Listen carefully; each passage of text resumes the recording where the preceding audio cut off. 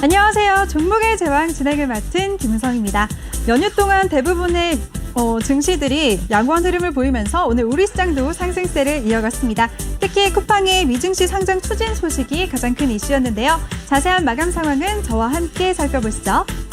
먼저 코스피는 전일 대비 1.5% 오름세 보이면서 3,147선에서 거래 마쳤습니다. 이번에는 수급 상황 살펴보겠습니다. 네, 코스피에서는 오늘 외국인이 홀로 매수세 보였습니다. 외국인이 7천억 원대의 물량을 사들였고요. 반면에 개인과 기관이 동반 매도 우위 보였습니다. 개인이 3천억 원대의 물량을, 기관이 4천억 원대의 물량을 덜었습니다. 이번에는 코스닥 살펴보시죠. 네, 코스닥은 전장 대비 1.83% 오름세 보이면서 981.97포인트로 거래 마쳤습니다. 이번에는 수급 상황 살펴보시죠. 네, 코스닥에서는 오늘 기관과 외국인이 쌍끌이 매수세 보였습니다. 기관이 700억 원대의 물량을, 외국인이 1,000억 원대의 물량을 사들였고요. 반면에 개인이 홀로 1,505억 원의 물량을 덜었습니다. 네, 그럼 오늘도 저희와 함께 하시면서 여러분의 계좌를 빨갛게 물들여 보시죠. 본격적인 시작에 앞서서 본 방송에서 제공해 드릴 정보는 투자 판단에 대한 조언일 뿐 해당 종목의 상승 또는 하락을 보장하지 않습니다. 그럼 오늘 함께할 전문가 화면으로 먼저 만나보시죠.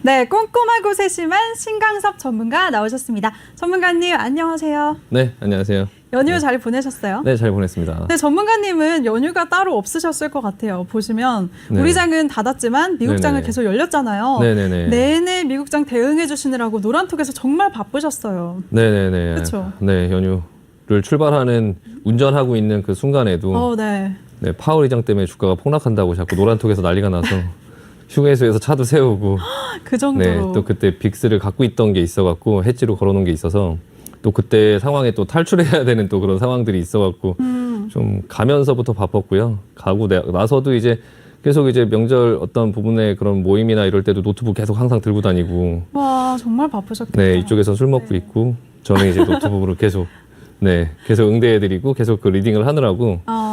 네, 뭐 연휴가 그냥 없었던 것 같아요. 네, 토요일, 일요일 날만 그냥 쉬었던 것 같고. 네. 정말 여러분 지금 바빴습니다. 들으셨죠? 네.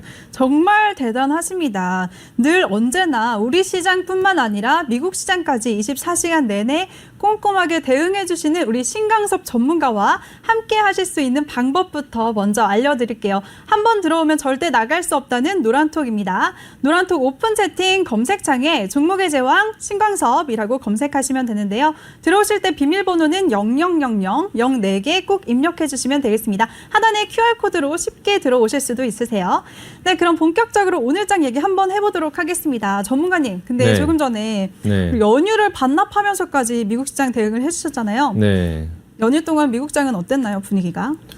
네, 일단은 그 연휴 첫날에 파월 의장이 그냥 기자회견을 하는데도 그 기자회견을 하기 전에 시장에서 굉장히 겁을 많이 먹더라고요. 그러니까 어떤 얘기를 한다라는 어떤 그냥 잡혀 있다라는 것만으로도 그 얘기하기 직전까지 막 그 뉴욕 증시가 1% 이상 막 하락을 하고 계속 그렇게 하다가 이제 실질적으로 우리나라 시간으로 새벽 한 4시 정도에 이제 그 파월 의장이 얘기를 하기 시작했는데 얘기를 하고 나니까 어차피 무슨 얘기를 할 줄도 시장에서는 다 알고 있었어요. 알고 있었는데도 그냥 겁을 먹는 거예요.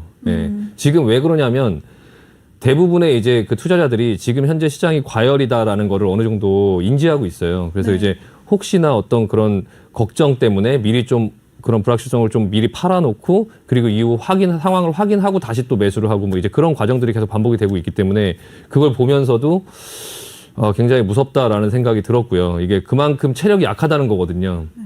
지금 현재 상황 속에서 파월 의장이 계속적으로 뭐 테이퍼링을 하지 않겠다, 시장의 안정감을 계속적으로 주는데도 지난번에도 되게 천재적인 발언으로 그 상황을 좀 비껴가고 했거든요. 그러니까 지금 현재 상황에서 정확히 지표를 찍고 그 인플레이션에 대해서 이제 정확히 그 지표가 뭐 2% 이상 뭐 올라가려면 아직 멀었다. 지금 현재가 1.4%니까 그냥 네. 그걸 어떤 지표를 찍지 않고 모호하게 그냥 안 할 거다라고 하면 시장에서 어떤 다른 어떤 상상력으로 시장이 계속 움직일 수 있고 또 그런 부분이 있다 보니까 그런 지표들 실업률과 그리고 인플레이션 뭐 그런 부분들을 정확하게 찝어주면서 시장에 안정감을 줬었는데 그냥 일반적인 어떤 연설을 할 때도 굉장히 시장이 긴장하고 있다라는 게 첫날 그 보였고요. 네. 그 이후에 이제 하락이 좀 나오고 하다가 다시 이제 크게 별게 없으니까 시장이 좀 안정감을 찾으면서 마지막 연휴 전날에 그 좀 상승을 하면서 소폭 상승을 하면서 사상 최고가로 마감하긴 했지만 상승폭은 그렇게 크지 않고요.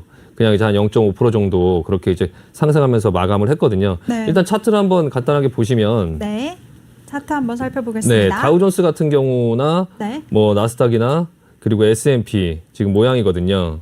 모양인데 지금 현재 힘이 있게 이렇게 올라오다가 옆으로 조금 기는 모습이 나왔고 그리고 나서 이제 좀 움직이지 못하고 계속 이렇게 소폭 그냥 왔다 갔다 횡보 흐름을 보이면서 좀 답답한 흐름을 보이다가 마지막 날에 좀 상승을 해주면서 다행히 이제 우리나라 시장에는 제일 좋은 상황으로 만들어줬거든요. 어떤 상승에 대한 기대감을 열어놓고 만약에 이게 그 우리나라 연휴 시장 속에서도 매일 상승을 했다면 우리나라 시장은 오히려 조정이 나올 때가 됐다고 좀 걱정을 하면서 오늘 시장이 그렇게 오르지 못했을 거예요. 근데 이제 어느 정도 조정이 나와주고 바닥을 확인하고 나서 다시 상승이 나오니까 다시 이제 우리나라는 조정을 받지 않고 다시 갈 수 있는 그런 명분이 되면서 옆에 보시면 환율 같은 경우도 오늘 좀 많이 하락을 하면서 좀 시장의 안정감을 찾는 모습을 보였었고요.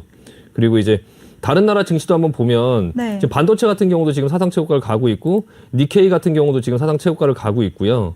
뭐 프랑스나 이런 어떤 유럽 쪽의 흐름들도 지금 그 위에 전고점을 넘어가는 그런 모습을 보이고 있거든요. 근데 이제 우리나라 증시 같은 경우는 근데 지금 보면 그 전에 찍어놨던 고점을 아직 넘기지 못했기 때문에 네. 지금 오늘 우리나라 미증시가 그러니까 미증시가 오늘 휴장이잖아요. 예, 휴장이면은 내일도 이제 미국 증시의 영향을 받지 않고 우리나라 증시는 열릴 것이고요. 그러면 이제 그 이틀 동안 쉬는 동안에 이제 미증시가 이제 어느 정도 올라준 그런 부분들과 그리고 월, 화, 수가 또 중국 증시가 또 휴장이에요. 그래서 네. 우리나라 증시가 어느 정도 좀 키 맞추기로 오늘도 좀 상승을 어느 정도 예상을 했었고요.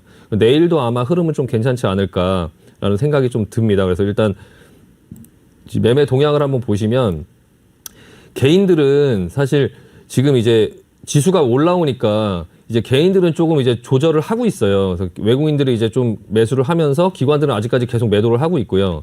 제가 이 부분에서 설명드리고 싶은 게 하나 있는데 네. 일단 당일 추이를 한번 보시면 외국인들은 계속적으로 이제 코스피 장초반부터 샀었고요.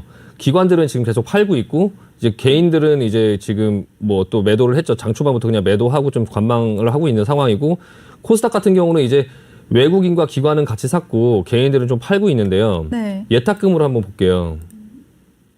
지금 이제 예탁금 지금 매번 이제 사람들이 얘기하는 이제 예탁금인데요. 예탁금이 조금 이제 줄어들고 있어요. 이제 개인들 같은 경우도 시장에 어느 정도 조금 이제 겁을 먹고 있고 지금 이제 하락이나 이런 부분들이 크게 상승이 나오지 않고 이제 시장이 개인들의 입장에서 봤을 때는 그 종목들의 움직임이나 이런 것들이 크게 수익을 주지 않고 있고요. 그러니까 이제 개인들의 자금들도 전반적으로 이제 지수가 좀 높다. 그리고 좀 무섭고 그러다 보니까 이제 자금이 조금씩 빠져나가는 모습들이 보이거든요. 지금 이제 오늘 같은 경우도 장이 좀 하락하니까 개인들은 예전 같았을 때 막 2조, 하루에 막 2조, 3조, 4조 막 이렇게 쓸어 담다가 요즘에는 지금 이제 3천억, 2천억, 뭐 1,000억 이런 식으로 완전히 줄었어요. 그러니까 이제 거래량이 많이 줄었더라고요. 네, 맞아요. 거래 대금도 줄고 이제 개인들의 그런 어떤 매수세도 많이 줄었거든요. 근데 기관들의 매매가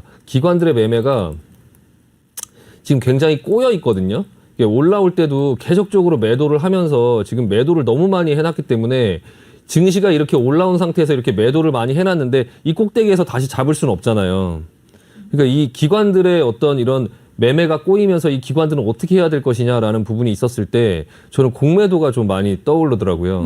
네. 지난번에 제가 말씀드렸을 때 그 시장의 하락을 원하는 사람은 주식을 판 사람, 네. 주식을 사고 싶은 사람, 그리고 하락에 네. 베팅한 그리고 사람. 하락에 베팅한 사람 네. 세 가지잖아요. 네. 기관이 그 전부 세 가지에 다 해당이 돼요. 네. 네. 공매도가 되면 지금까지 못 냈던 수익을 어떻게 만회를 할 것이냐라는 부분에서 좀 기관들이 공매도를 많이 활용하지 않을까라는 생각이 들고요. 그게 이제 5월 달부터 좀 제도가 잘 돼서 나오면 그게 이제 개인 투자자 분들께서도 좀 그 부분들을 활용할 수 있게 돼 있는데 제가 그 부분까지 연계해서 말씀을 드리면 그 공매도가 나온 게 이제 5월 2일 날 다시 공매도를 할 수 있다라고 이제 그 나왔을 때 코스피 200 종목하고 코스닥 150 종목을 공매도를 먼저 칠 수 있게끔 해주겠다라고 했거든요. 근데 기관들은 롱숏 전략을 할 거예요. 그러니까 롱숏 전략이 혹시 뭐예요? 네, 그러니까 올라갈 것 같은 종목은 사고 내려갈 것 같은 종목은 공매도를 치는 거죠. 예, 그러면 그 코스닥 150 안에서 제일 많이 하락할 수 있을 것 같다라는 하락 목표치가 제일 많이 남은 종목들이 기존에 많이 올라 있고 앞으로 하락이 예상된다라고 생각되는 종목이 혹시 딱 떠오르는 게 있나요? 앵커님은 있으세요? 아니, 없어도 됩니다. 네, 지금 잘 모르겠어요. 네. 저는 그냥 딱 떠오르는 게 바이오 주식이 아닐까. 네. 예, 코로나로 인해서 굉장히 많이 올랐던 바이오나 체력이 약한 어떤 회사들, 바이오 주식이나 아니면 제약주들이나 이런 부분들이 지금 코로나가 해결되면 이제 경기 순환주나 이런 쪽의 주식들은 굉장히 싸져 있고 그 코로나 치료제나 백신과 관련된 어떤 회사들은 굉장히 주가가 높게 형성돼 있는데 만약에 기관들이 이 부분을 해지를 건다고 하면 올라갈 수 있는 종목들, 싼 종목들은 사서 끌어올리려고 할 것이고 그리고 이제 그 부분에 대해서 시장이 흔들렸을 때 많이 빠질 종목들은 공매도를 칠 텐데 특히 이제 코스닥 150 안에 원래 없었는데 그 코로나로 인해서 그 어떤 이슈 그냥 덩치가 커지면서 코스닥 150에 억지로 들어가 있는 종목들이 있어요. 네. 그런 종목들이 1순위가 아닐까. 그래서 개인 투자자분들께 좀 설명드리고 싶은 거는 지금 현재 상황이 이러니까 그 어떤 그런 시장의 흐름을 읽으시고 본인이 갖고 있는 종목이 그런 종목이 아닌가 한번 살펴보실 필요가 있고요. 뭐 대표적으로 딱 생각나는 종목들 아마 개인분들께서도 다 아실 거예요. 셀트리온? 아니요, 신풍제약. 네, 신풍제약이 뭐 저는 뭐 신풍제약을 안 좋게 보는 건 아니고요. 그냥 객관적으로 제가 말씀드리는 어떤 상황 속에서 말씀을 드리는 건데 지금 신풍제약이 그 한번 보실까요? 제가 잠깐 한번 그냥 어차피 얘기 나온 김에 간단하게 한번 보여드리면요. 네, 신풍제약 차트 한번 보여주세요. 네, 차트를 한번 보겠습니다. 신풍제약이 시가총액이 4조 3천억이에요. 4조 3천억인데 이 회사의 주가가 이 코로나가 생기기 전에 금액이 뭐 한 10,000원 밑에 있었죠. 네, 10,000원 밑에 있었으니까 뭐 시가총액으로 치면 이때 당시에 뭐 6,000원, 8,000원 했어요. 원래 이제 뭐 한 4,000원, 5,000원 했죠. 4,000원, 5,000원. 예. 4,000원, 5,000원 하다가 코로나로 인해서 이게 21만 4천원이 간 거예요. 지금이 8만 1,000원인데도 시가총액이 4조예요. 그러면 한미약품이라고 뭐 우량한 회사들 있으시잖아요. 한미약품이 시가총액이 4조 4천억입니다. 네, 대웅제약 한번 볼까요? 대웅제약, 뭐 우루사 이런 걸로 하는 이 회사가 1조 7천억이에요. 네, 신풍제약 아까 4조였죠. 네, 유한양행 한번 볼까요? 유한양행 전통적으로 굉장히 좋은 회사죠. 예, 유한양행 4조 7천억입니다. 종근당 볼까요? 종근당. 네, 종근당 2조 1,000억이에요. 그러면 종근당이라는 회사하고 그리고 아까 그 1조짜리 대웅제약인가요? 대웅제약 2개 회사를 합쳐도 신풍제약 하나를 못 이겨요. 네. 이게 지금 상식적으로 그냥 일반적으로 상식적으로 생각을 해보자고요. 네, 신풍제약을 갖고 있는 그런 주주 입장에서 신풍제약을 가질래 아니면 그냥 대웅제약이랑 아까 얘기한 뭐 그 유한양행을 2개를 가질래 하면은 뭐 어떤 걸 가지시겠어요? 좀 신풍제약을 드릴까요? 아니면 대웅제약과 유한양행을 드릴까요? 2개를 드릴까요? 2개요. 네, 대부분의 분들이 상식적으로 그렇게 생각을 하시는데 이 주식이 내려올 건 누구나 다 안다. 지금 뭐 제가 얘기하는 게 뭐 신풍제약이 그렇게 돼 있다라는 어떤 지금 주가가 조금 고가에 형성돼 있다라는 거를 뭐 개인분들도 모르는 거 아니다. 네, 몰라서 이거 하는 게 아니다. 다시 오를까봐 그냥 다음 사람한테 더 비싸게 팔려고 하는 거다. 이거 트레이딩의 영역이다라고 말씀하시면 할 말이 없는데 이게 지금 나중에 다시 코로나 치료제가 나와서 다시 갈 것이다. 나중에 다시 8조를 갈 것이다. 6조를 갈 것이다. 이렇게 생각을 하신다면 이 부분은 5월 달이 되기 전에 가야 됩니다. 반드시. 네. 5월 달이 지나고 나면 공매도나 어떤 부분들이 할 수 있는 상황이 됐을 때는 1순위거든요. 이런 거는. 왜냐하면 제가 잘 모르는 제가 봐도 그 기관 투자자들이나 이런 어떤 그런 사람들보다 훨씬 제가 수준이 낮겠지만 그냥 그런 사람인 제가 봤을 때도 저는 이게 1순위거든요. 네, 어떤 잘 가는 주식들, 뭐 현대차라든지 뭐 그런 주도주를 사고 이 해지 전략으로 이런 주식을 공매도를 쳐서 갖고 있으면 시장이 내려갈 때 굉장히 안정적으로 그냥 올해도 포트폴리오를 구성할 수 있는 이런 종목이 이건 그냥 제가 대표적으로 말씀을 드렸지만 코스닥 150 안에 이런 식으로 올라온 종목들이 많은데 그게 한 번에 공매도로 다 할 수 있다면 굉장히 뭐 위험하지 않나 그 부분에 대해서 좀 먼저 말씀을 드리고 싶어서 한번 말씀을 드려보는 겁니다. 네. 네. 좋습니다. 우리 신강섭 전문가가 전반적인 오늘장 정리와 함께 이 5월 달에 시작될 공매도 재개에 대비할 방법도 알려주셨습니다. 그럼 우리 종목의 제왕답게 오늘장 이슈됐던 종목들 더 자세하게 살펴보도록 하겠습니다. 전문가님, 드디어 이 세 차례나 미뤄졌던 LG화학과 SK이노베이션이 소송이 끝이 났습니다. 네네. LG화학이 이겼죠. 오늘 그러면서 주가에도 영향을 줬는데요. 네네. 어떻게 보셨나요, 전반적으로? 네, 일단 LG화학이랑 SK이노베이션 같은 경우에 그런 이슈는 예전부터 계속 있었어요. 굉장히 오래된 이슈인데요. 일단은 LG화학 쪽에서 그 SK이노베이션에서 사람도 자꾸 이제 빼가고 그런 어떤 기술도 훔쳐갔다 이런 부분에 대한 계속 그런 부분을 문제를 삼으면서 이제 미국에다가 그 소송을 넣었고요. 결과가 이제 그 명절 휴일날 나와서 이제 노란톡에서도 좀 난리가 났었는데요. 이제 그 SK이노베이션 어떻게 해야 되냐. 뭐 그 결과야 결과고. 그래서 이제 어떻게 해야 되냐. 이 부분에 대해서 이제 질문을 조금 많이 하시더라고요. 네. 합의를 하겠죠. 할 수밖에 없겠죠. 일단은 제가 이제 저는 이제 이런 쪽에 좀 관심이 많다 보니까 신문 기사를 읽고 막 여러 가지 부분을 읽어도 이제 이런 쪽에 어떤 부분에 많이 이제 그런 기사들을 보거든요. 근데 제가 언젠지는 기억이 안 나는데 어떤 신문 기사에서 LG화학의 그 대표가 인터뷰한 거를 한번 본 적이 있어요. 근데 그때 당시에 LG화학의 대표는 이 SK이노베이션 사태에 대해서 기자가 질문을 많이 했었고요. 계속 이제 이런 소송이 있는 와중이었거든요. 근데 그때 당시에 이제 신학철 대표는 본인이 이제 이 SK이노베이션에 대해서 이렇게 합의를 하려고 했던 것 자체가 굉장히 후회가 된다.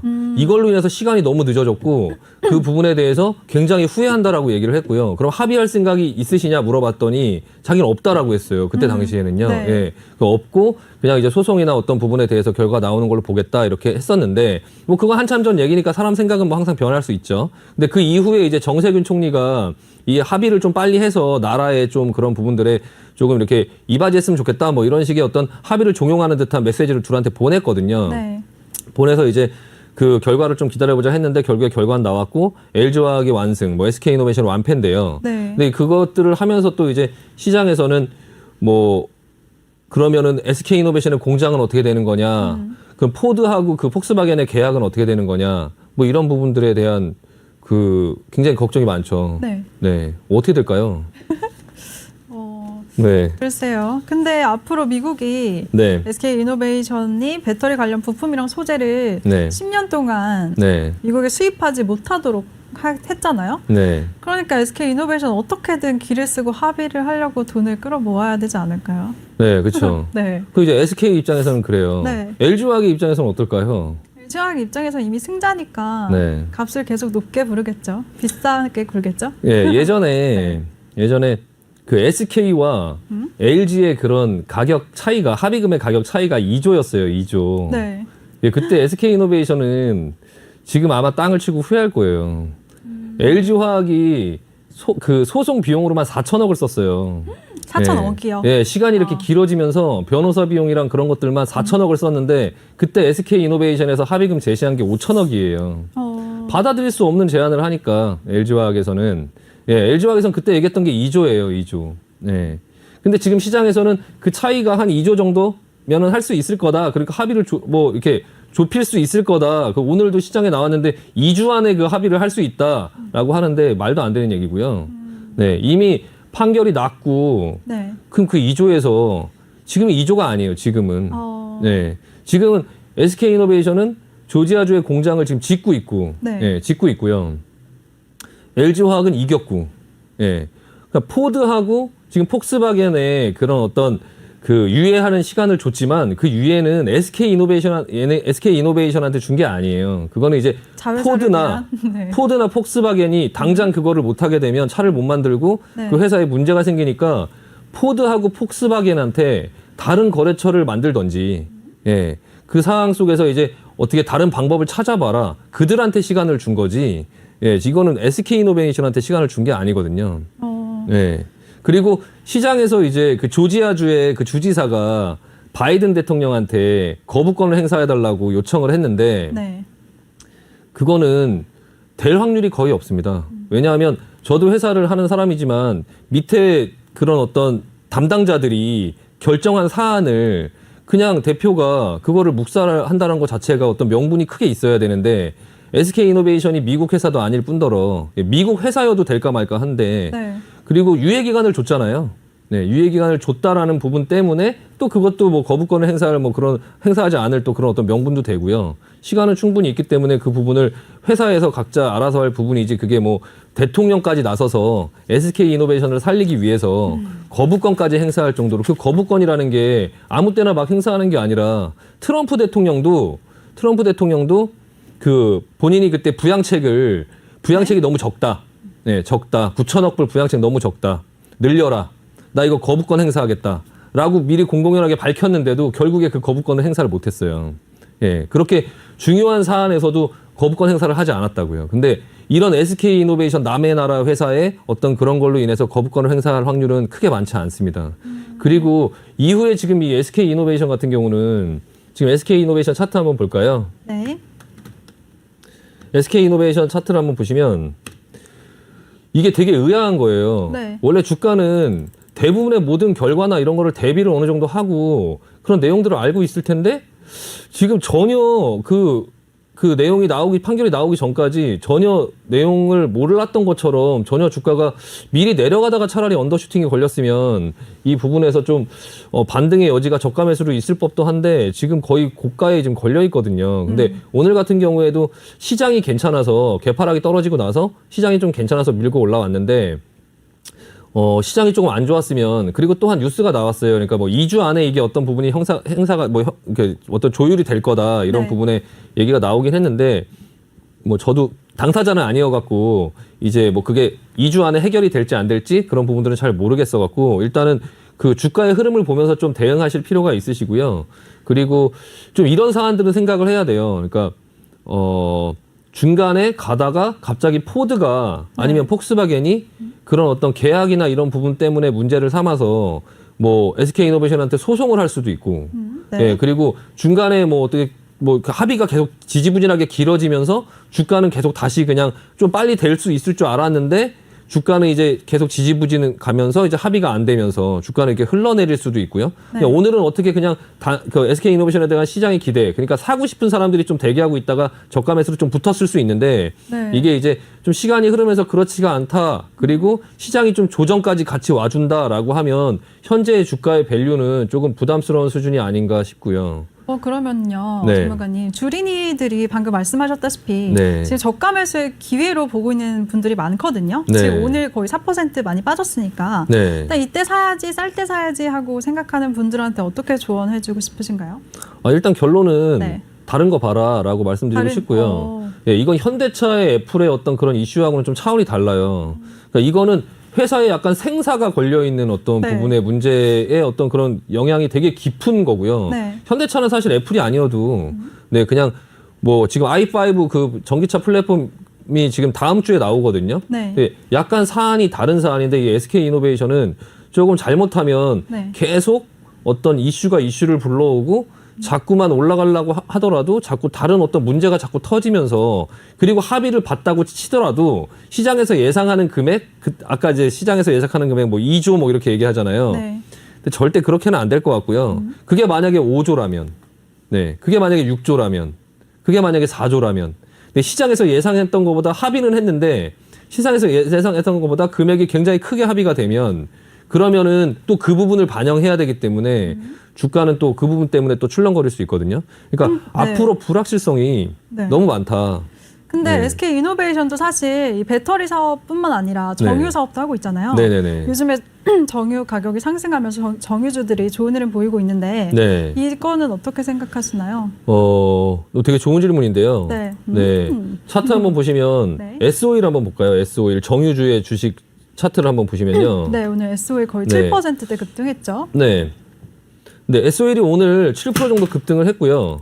뭐 흐름은 뭐 좋은 흐름인데 주가의 밸류 현재 상태를 보세요. 네. 지금 정유주는 여기 와 있어요, 여기. 그럼 SK 이노베이션은 지금 현재 지금 주가가 여기 와 있거든요, 여기. 예, 지금 그 S-OIL은 지금 여기 와 있고요. 예, 여기 지금 여기 와 있고 SK 이노베이션 지금 여기가 있거든요.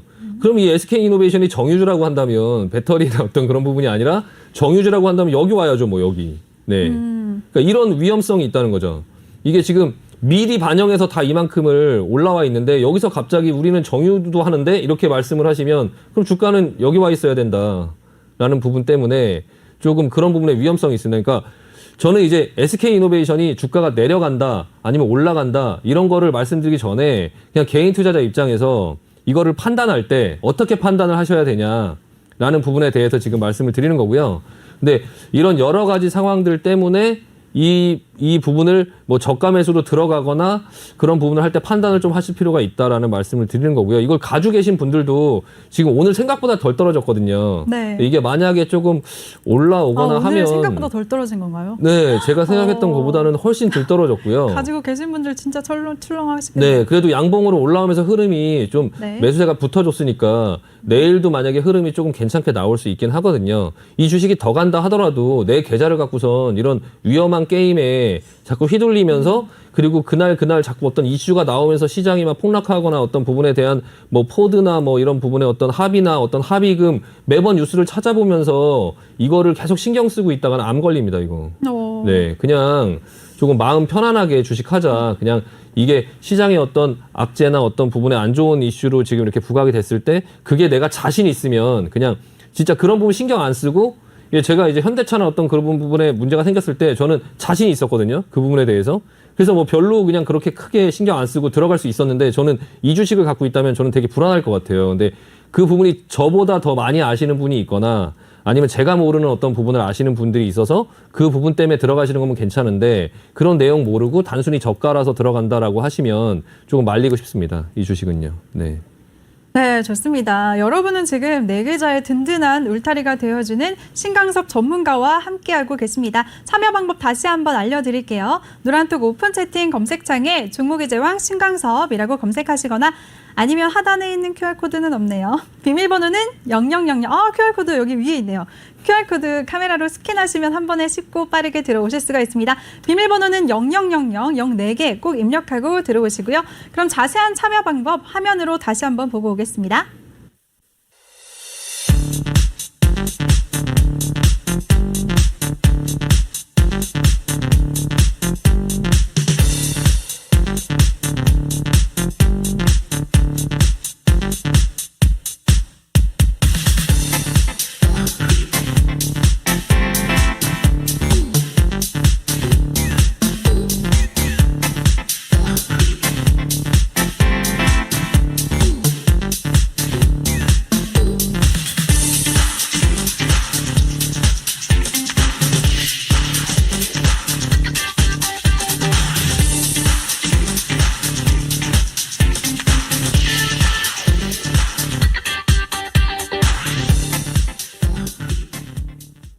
네, 계속해서 오늘장 이슈 종목들에 대해서 살펴보겠습니다. 전문가님, 이번에는요, 반도체주를 한번 살펴봐야 될 것 같아요. 네. 연휴 동안 미국 필라델피아 반도체 지수가 5%대 상승하면서 네. 오늘 우리 시장도 IT 투톱 강한 상승세 보였거든요. 네. 네, 종목들 어떻게 보셨나요?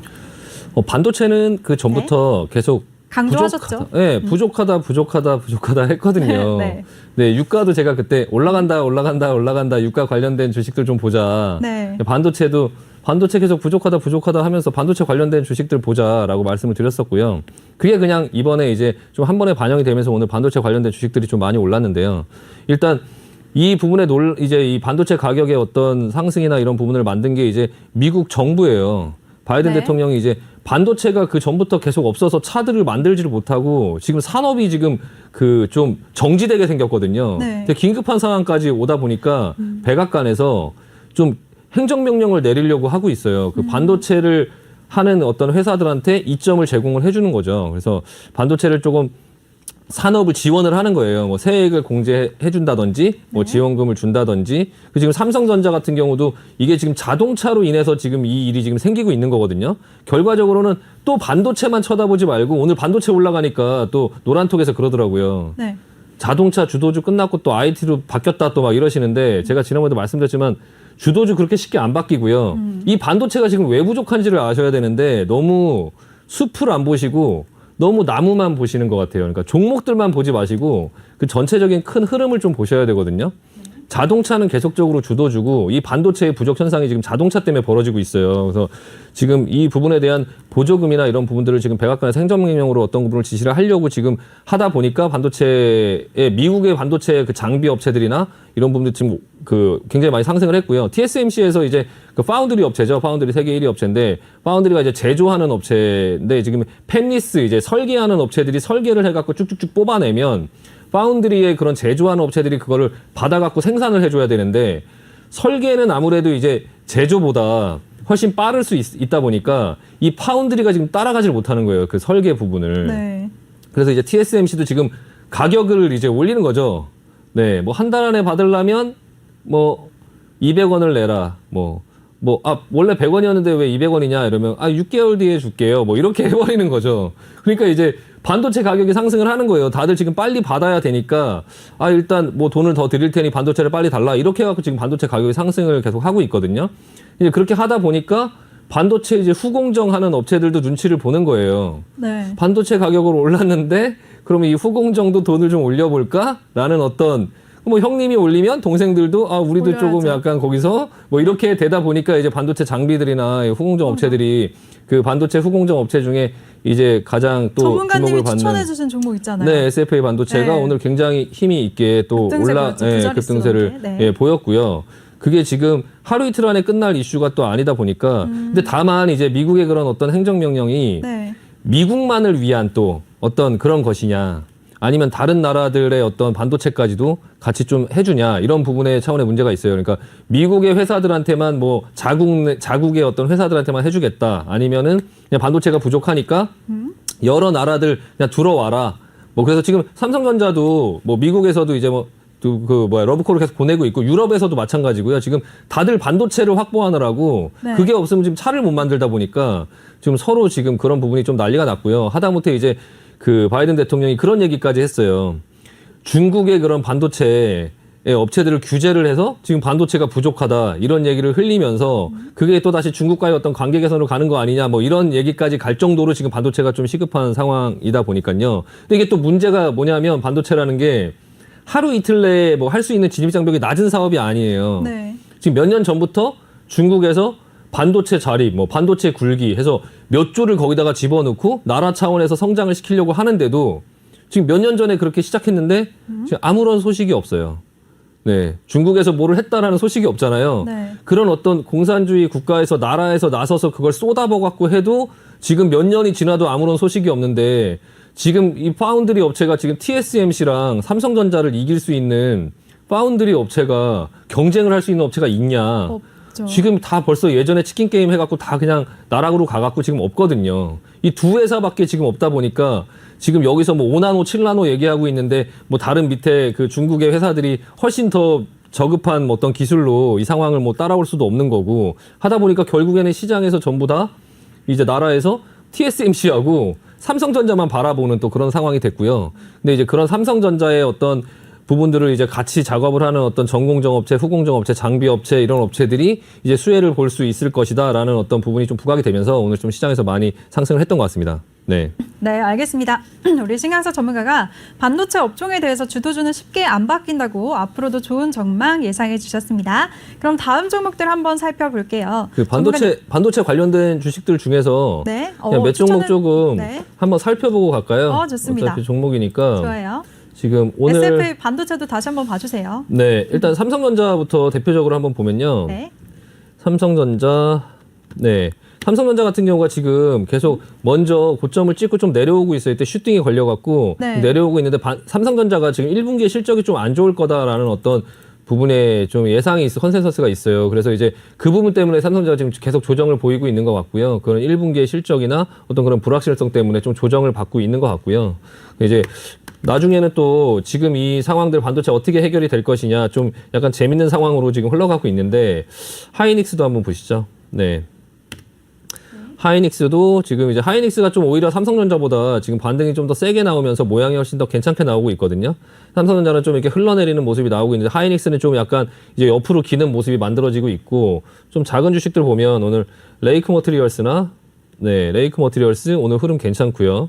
네, 옆으로 기고 있다가 지금 오늘 다시 출발하는 그런 모습이 보였고, 그러니까 반도체 그 여러 종목들을 또 보실 때도 네. 뭐 반도체다 해서 또 이상한 종목을 많이 가지고 계시는 분들이 많아요. 그러니까 지난번에 상담을 하는데 서울 반도체를 반도체 회사라고 생각하시고 갖고 계시는 또 회원분이 계시더라고요. 네. 서울 반도체는 시장에서 엘리드로 보통 인식을 하지 그 회사가 반도체의 어떤 상승으로 올라가는 회사는 아니거든요. 그러니까 그 이름이 반도체라고 해서 또 그렇게 막 들어가는 실수를 하시거나 아니면 수급이 꼬여 있고 그런 종목을 하시는 것보다 제가 지금 한 번씩 이렇게 보여드리니까 한번 보시고요. 네. 네. 주도주를 보자. 네, 제주 반도체도 한번 보시면 네. 네, 제주 반도체도 지금 흐름이 반등이 세게 나오면서 흐름이 괜찮고요. 다만 이제 제주 반도체는 제가 매매를 많이 해봤는데 네. 조금 거래하기가 조금 힘들어요. 네. 그러니까 매매를 하기가 조금 수익을 내기가 힘들더라고요. 이게 캐릭터가 좀 약간 그렇고요. 시그네틱스라는 종목이고요. 다 모양이 지금 비슷하죠. 네.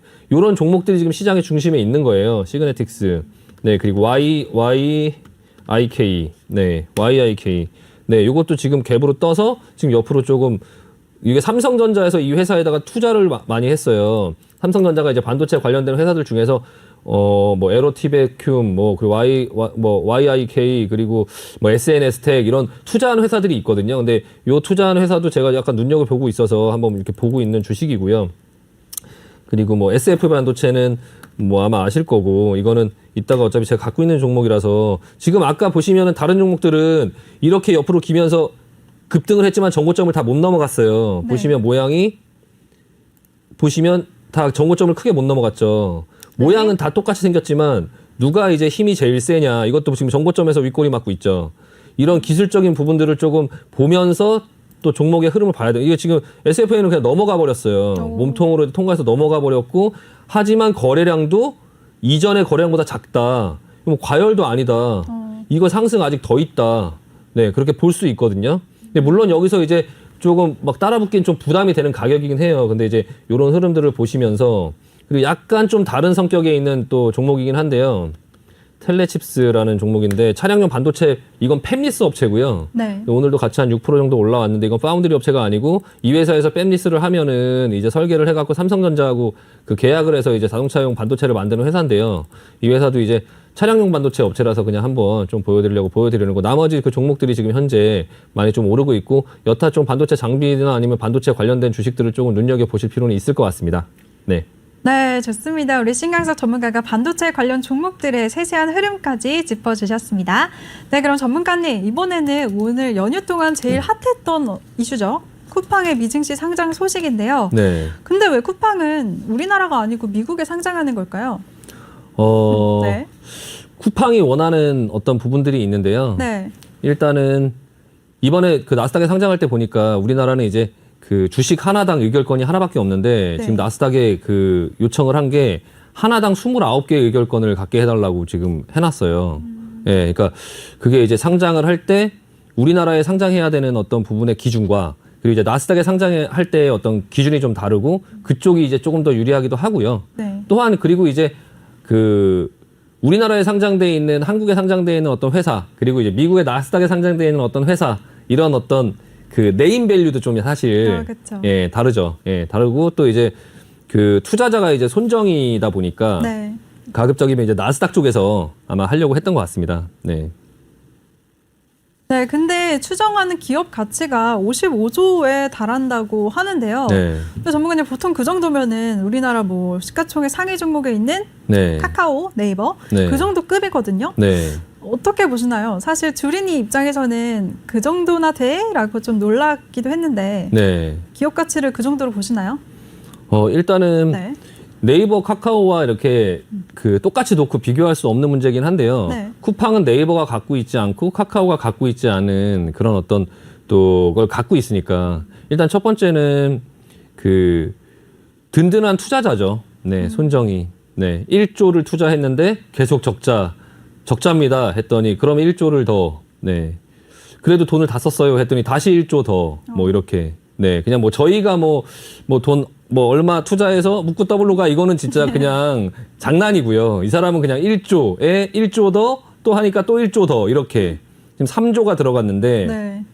그리고 또 이제 성장성이나 이런 부분들이 굉장히 이제 성장률이 굉장히 높아요. 그러니까 적자는 굉장히 크게 지금 적자를 내고 있는데 안정적으로 이제 그 자금이 계속적으로 들어와 주고 그걸 바탕으로 물류센터라든지 뭐 그런 것들을 계속 사들여서 물류센터를 계속 졌고요. 네. 그 안성이나 이런 데 이제 물류센터를 많이 져놓고 여기저기 많이 져놨는데 그리고 뭐 로켓 배송 이런 것들도 하잖아요. 네. 근데 지금 안성시에서도 그런 어떤 물류센터를 더 이상 허가를 안 내줘요. 그러니까 다른 업체들이 다시 진입하기도 굉장히 어려워졌고 이미 쿠팡 그런 물류센터가 어느 정도 다 깔려 있거든요. 근데 이제 그 매출이나 아니면 적자는 크긴 하지만 매출의 성장폭이 네이버나 카카오의 그런 어떤 부분보다 훨씬 더 빠르고 훨씬 더 높은 거예요. 그리고 어떤 분야가 약간 아마존을 약간 벤치마킹해서 따라가고 있기 때문에 네. 직접 물류센터를 운영하고 직접 로켓 배송을 하고 쿠팡이 아마존보다 더 나은 이유에 대해서 김범석 의장이 그거를 이제 미국에서 얘기를 했거든요. 우리는 하루면 간다. 다음날 아침에 간다. 아마존보다 훨씬 빠르다. 그리고 아마존이 이제 그 아마존 프라임 이런 것처럼 거기에 넷플릭스에서 하는 어떤 그런 컨텐츠까지 붙여갖고 그걸 묶어서 이제 그 하나의 그런 소비자들한테 그런 어떤 놀이터 같은 걸 제공해 주려고 하거든요. 지금 네. 쿠팡도 그런 컨텐츠를 붙이고 있어요. 그래서 오늘도 그런 컨텐츠를 제공하는 업체들이 많이 급등을 했고요. 쿠팡 플레이 뭐 이런 것들을 하고 있고 네. 그리고 이제 뭐 배송 같은 경우도 월 뭐 한 2,000 몇백 원, 뭐 2,600원, 뭐 3,000원이면 무제한으로 그냥 배송을 무료로 해주는 어떤 그런 정액제의 어떤 시스템 뭐 그런 것도 나중에 뭐 가격을 올리긴 하겠죠. 지금은 다 적자 구조에서 운영을 하지만 나중에는 그런 어떤 사업 구조 자체가 이 회사가 굉장히 큰 성장성을 할 수 있다. 그러니까 쿠팡은 사실 한국 회사가 아니라 네. 일본계 자금을 받고 한국에서 사업을 하는 미국 회사이고 싶은 거예요. 그래서 그게 동남아 아니면 그런 유럽, 뭐 미주, 뭐 여기저기에 어떤 그런 부분에 대한 사업을 좀 확장을 해서 한국에 한정되어 있는 그런 카카오나 뭐 네이버나 그런 부분보다 훨씬 더 넓은 지역에서 이런 사업을 하겠다. 그리고 더 큰 어떤 부분의 성장성을 보여주겠다. 이런 부분이 이제 시장에서 조금 인정을 받느냐 안 받느냐. 다만 좀 우려할 수 있는 부분은 네. 아직 나스닥에 상장된 건 아닙니다. 그러니까 나스닥에 상장을 하려고 하는 거지. 네. 지금 오늘 주가 흐름 한번 보시면 제가 지금 다른 종목들 좀 몇 가지 보여드릴게요. 네. 지금 이 쿠팡과 관련된 그런 종목들이 있어요. 네. 쿠팡과 이제 물류 운송을 전담 계약한 동방이라는 회사고요. 네. 자, 이거 오늘 하루 전에 상한가 가고 오늘 점 상한가로 갔습니다. 아마 내일도 또 상한가 어떤 그런 흐름이 나오겠죠.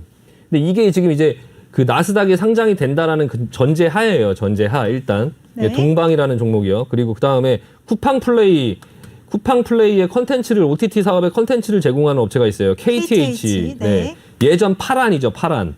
예전에 그 홈페이지가 나와서 이제 파란이라고 네. 너무 옛날 사람인가요? 기억하시나요? 그 파란 아니요? 사이트? 처음 들어요. 아, 처음 저는 들으시나요? 어려서요.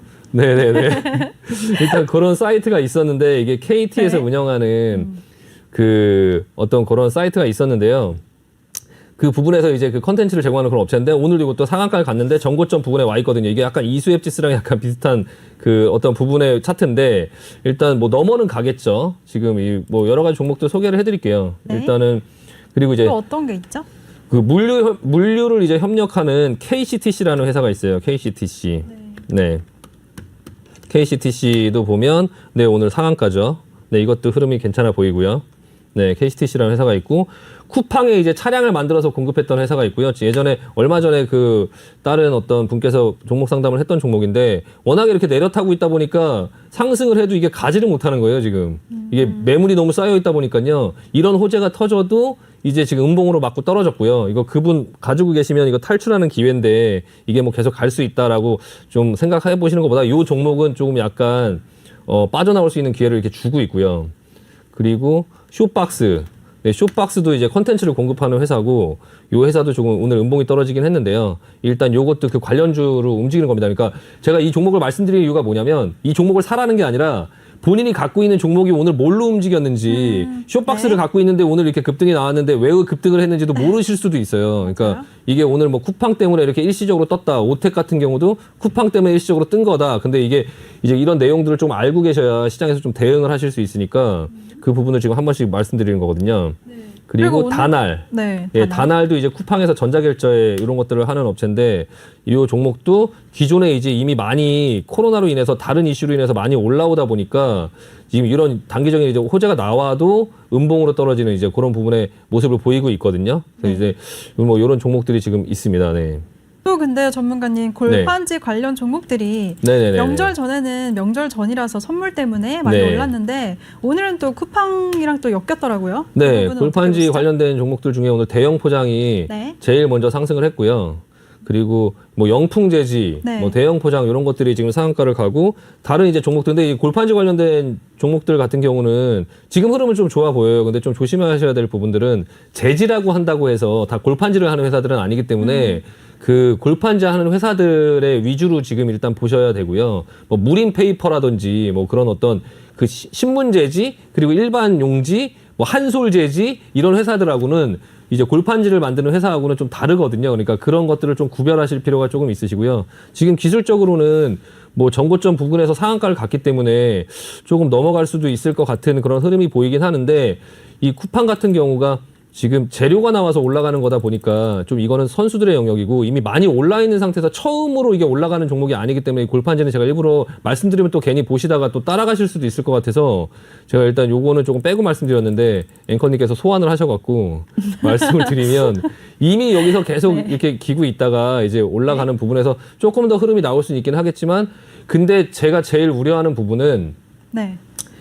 그 손정희 회장이 위어크라는 회사를 나스닥에 상장시키려다 실패했어요.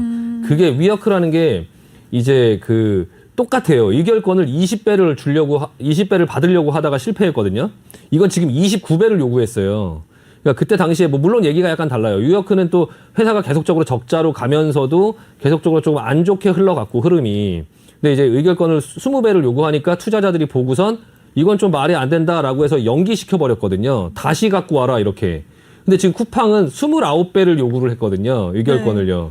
근데 이 부분이 조금 리스크가 있지 않나. 그냥 무난하게 그냥 이슈가 없으면 상장할 수 있는 어떤 부분의 얘기가 아니다. 좀 그 부분이 무조건 상장되는 게 아니다. 지금 나스닥에 뭐 상장된 게 아니다. 근데 그게 지금 종목들이 먼저 이렇게 상한가로 가고 있다. 이거 만약에 잘못되면 또 큰일 날 수 있다. 참사 벌어질 수 있다. 그래서 무조건 되는 게 아니니까 네. 그 부분이 무조건 된다라고 또 생각하시고 뭔가를 따라가시거나 하시면 좀 위험할 수 있다라는 말씀 드리고 싶습니다. 네.